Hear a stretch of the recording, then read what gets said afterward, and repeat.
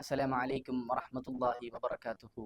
الحمد لله رب العالمين. الصلاة والسلام على رسوله الأمين وعلى آله وصحبه أجمعين. أما بعد.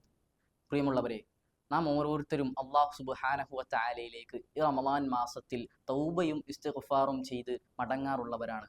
എന്നിരിക്കെ ഒരു സത്യവിശ്വാസിയുടെ തൗബ അല്ലാഹു സുബ്ഹാനഹു വ തആല സ്വീകരിക്കണമെന്നുണ്ടെങ്കിൽ ഫലഹ സലാസ ശുറൂതുഹു, അതിന് 3 നിബന്ധനകൾ ഉലമാക്കൾ അവരുടെ ഗ്രന്ഥങ്ങളിൽ പഠിപ്പിക്കുന്നത് കാണാം. ഒന്നാമതായി കാണാം അയ്യൽഖ അനിൽ മഅസിയ, പൂർണ്ണമായും തെറ്റിൽ നിന്ന് പിന്തിരിയുക എന്നുള്ളതാണ്. രണ്ടാമതായി കാണാം അയ്യന്തമ അലാ ഫിഅലൈഹ, ചെയ്തു പോയതിൽ ചെയ്ത പാപത്തിൽ ഖേദിച്ച് അല്ലാഹു സുബ്ഹാനഹു വ തആലയിലേക്ക് മടങ്ങുക എന്നുള്ളതാണ്. മൂന്നാമതായി കാണാം അയ്യ അസമ അല്ലാ യഊദ ഇലൈഹി അബദ, ഇനി ഒരിക്കലും ആ പാപത്തിലേക്ക് ഞാൻ മടങ്ങിപ്പോകുകയില്ല എന്ന് ദൃഢവിശ്വാസത്തിൽ ഉറപ്പിക്കുക എന്നുള്ളതാണ്. അത്തരത്തിൽ ഇതിലേതെങ്കിലും ഒരു ഷർത്ത് അവൻ തെറ്റിക്കുകയാണെങ്കിൽ ഫലം തസഹ് തൗബതഹു, അവന്റെ തൗബ സ്വീകാര്യമാകുകയില്ല എന്ന് ഉലമാക്കൾ അവരുടെ ഗ്രന്ഥങ്ങളിൽ പഠിപ്പിക്കുന്നത് കാണാം. ഒരു ഹദീസിൽ കാണാം, അബൂ മൂസൽ അശ്അരി റളിയല്ലാഹു ഉദ്ധരിക്കുന്ന ഒരു ഹദീസിൽ കാണാം, ഇന്നല്ലാഹ യബ്സുതു യദഹു ബില്ലൈൽ ലിയതൂബ മസാഅന്നാർ, തീർച്ചയായും അല്ലാഹു സുബ്ഹാനഹു വ തആല പകലിൽ തെറ്റ് ചെയ്യുന്നവന്റെ തൗബ സ്വീകരിക്കാനായി അല്ലാഹു സുബ്ഹാനഹു വ തആല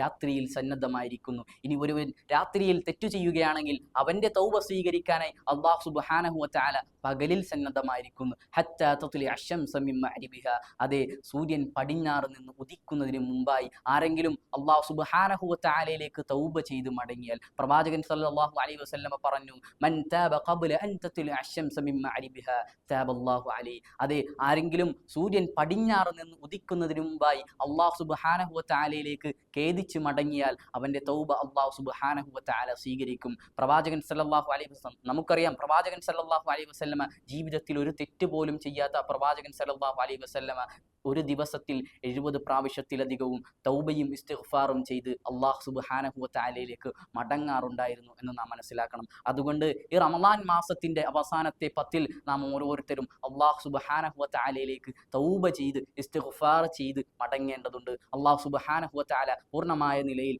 തൗബ ചെയ്ത് മടങ്ങാൻ അല്ലാഹു നാം ഏവർക്കും തൗഫീഖ് നൽകി അനുഗ്രഹിക്കുമാറാകട്ടെ. വൽഹംദുലില്ലാഹി റബ്ബിൽ ആലമീൻ.